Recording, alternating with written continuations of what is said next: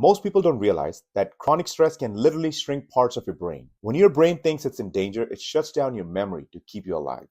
An overactive amygdala will shrink your hippocampus over time, reducing your ability to learn and remember. But what if I told you that stress isn't just a villain in your story, but when managed well, it can even become your ally? Let's talk about how your brain reacts to a snake in the street or a harsh comment from your boss. When someone asks you what really happens when you go through stress, would you be able to explain it? Stress isn't just in your head, it's in your body too. Your brain has to choose between helping you survive or helping you learn. It can't do both at the same time. The same hormone that helps you survive during danger can also destroy your memory over time. Today, we are diving into a topic that touches all of us at some point: stress.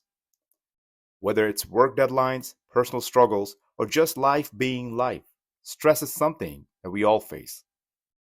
But what if I told you that stress isn't just a villain in your story?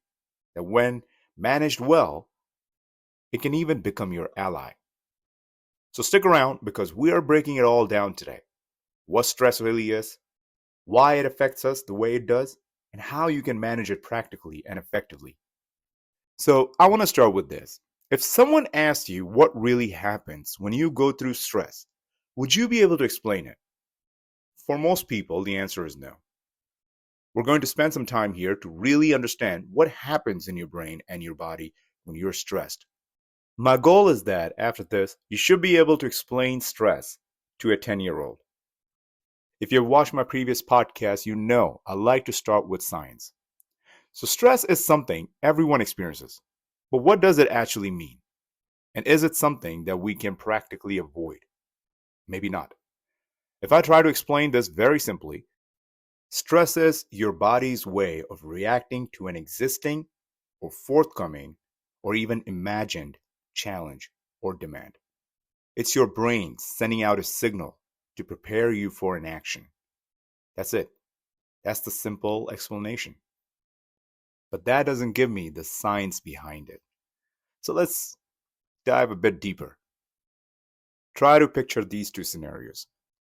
You're walking down the street and suddenly a snake appears. Or maybe you get an unexpected harsh comment from your boss on the upcoming deadline. And these could certainly create stress for most people. So let's understand what's happening in the brain. Your brain immediately kicks into gear with the amygdala. Think of it as the brain's alarm system that initiates the stress response and tells your adrenal glands, which are like triangular shaped organs located on top of each kidney, to release stress hormones. The specific hormones we're talking about here are cortisol, epinephrine, and norepinephrine. Cortisol is also known as stress hormone, epinephrine is also known as adrenaline, and norepinephrine is also known as norepinephrine. Simple, right? These hormones together help your body respond to the situation by getting you ready to either fight or run.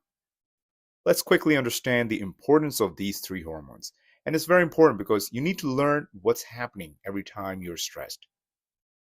So let's start with the first one, cortisol, also known as the stress hormone. Cortisol is a vital hormone. It helps the body adapt to stress by increasing energy availability. And it does it by having more glucose in your bloodstream. Cortisol also helps in maintaining blood pressure, reducing inflammation, and suppressing non-essential functions like digestion or reproduction.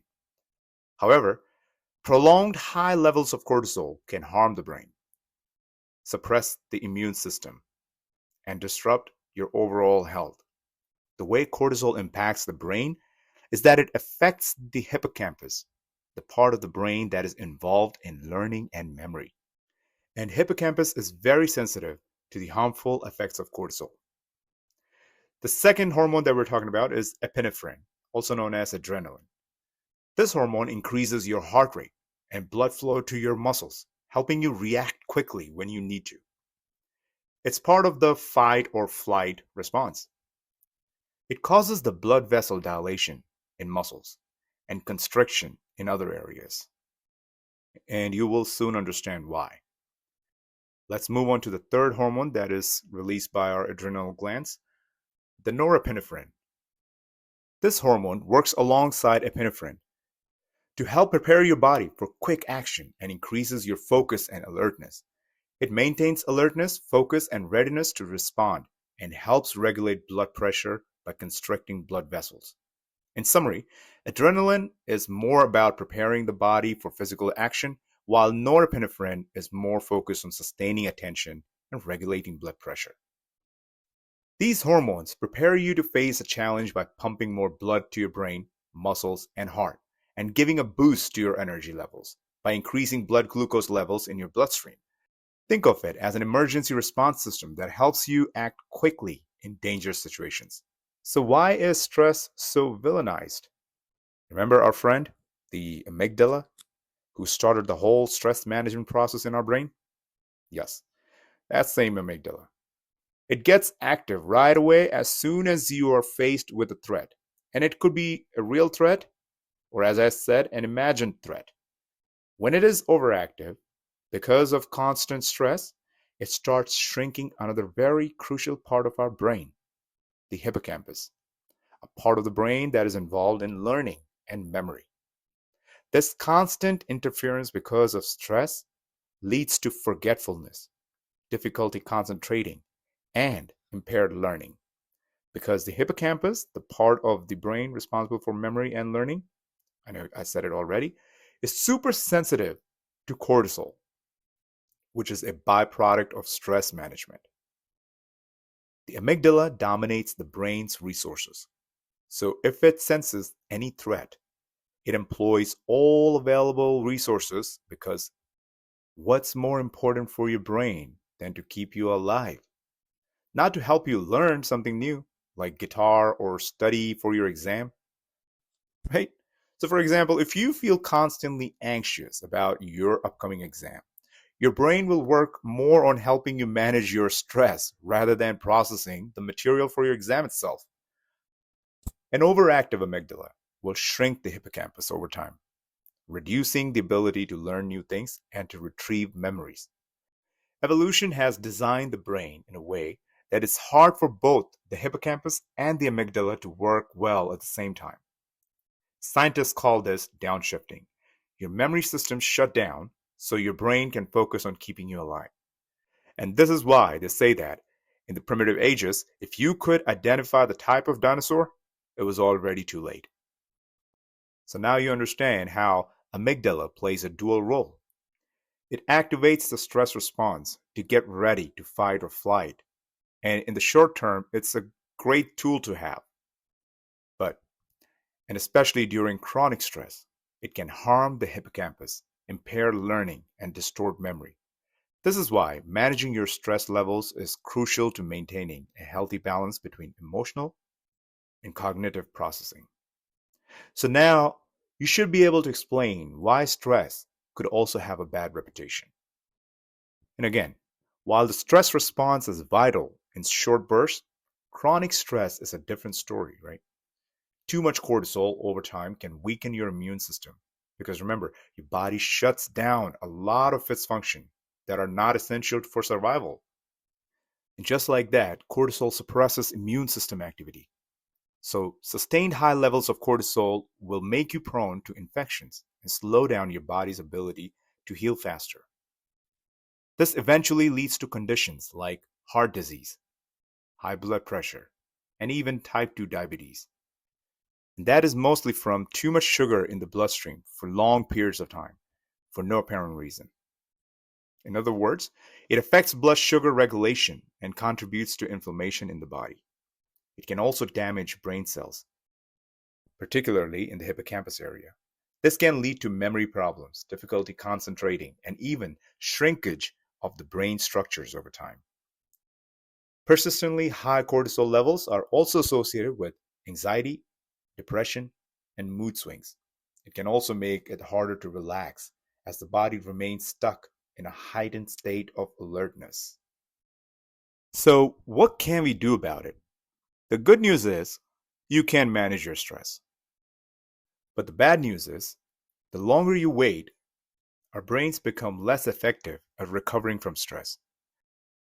Continuous exposure to cortisol increases the risk of cognitive problems like Alzheimer's and dementia in older people, because older brains also release more cortisol in response to stress and take even longer to recover. This creates a feedback loop which further impairs memory and cognition. Now that we know the enemy, let's talk about the strategy. And when it comes to managing stress, there are plenty of tried and true methods we've all heard about. Exercising regularly, practicing deep breathing and meditation, managing your time wisely, staying connected with others, getting enough sleep, and maintaining a balanced diet. These strategies may sound simple, but they play a powerful role in keeping stress at bay. It's important not to underestimate these techniques.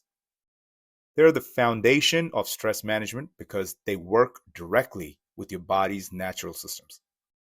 For example, exercise helps burn off excess stress hormones. Deep breathing calms your nervous system, and good sleep restores your brain and body. Diet ensures that you're fueling your body with nutritious foods and avoiding too much caffeine, sugar, and alcohol, as they tend to exacerbate stress. Each of these habits create a ripple effect, improving not just your stress levels, but also your overall health, your focus, and emotional well being. We all know these things are important and cannot be undermined if you want to be your better self. But I want to reflect on something different, something that really resonates with me, and the science behind it. Believe it or not, one of the most powerful ways to manage stress is simply believing that things will get better in the future. Sounds too good to be true, right? But both science and philosophy back this up in some pretty amazing ways. Let's start with the science. When you're hopeful, when you truly believe that life can improve, your brain shifts gears. Remember the part of the brain that is responsible for fear and stress? Your amygdala? It becomes less active. At the same time, your prefrontal cortex, the rational and planning part of your brain, steps in and says, "Hey, we've got this." Hope also impacts your stress hormones. It lowers cortisol, the stress hormone that can harm you if it stays high for too long. On the flip side, hope boosts dopamine, which is the feel good chemical in your brain. It's like your brain rewards you for thinking positively, which makes you feel motivated and energized to tackle challenges. But it's not just about hormones. Believing in a better future makes you more resilient. Think about it. When you're hopeful, you're more likely to say, "Okay, I can figure this out," instead of giving up. For example, if you're stressed about work deadlines, a hopeful mindset might help you break the problem into smaller tasks and actually get things done, rather than freezing up or procrastinating. This isn't just a scientific idea, it's deeply rooted in philosophy too. Friedrich Nietzsche said, "He who has a why to live can bear almost any how." That means if you have hope or a sense of purpose, even the toughest challenge feel manageable. It's like your belief in a better future gives you the strength to handle the present.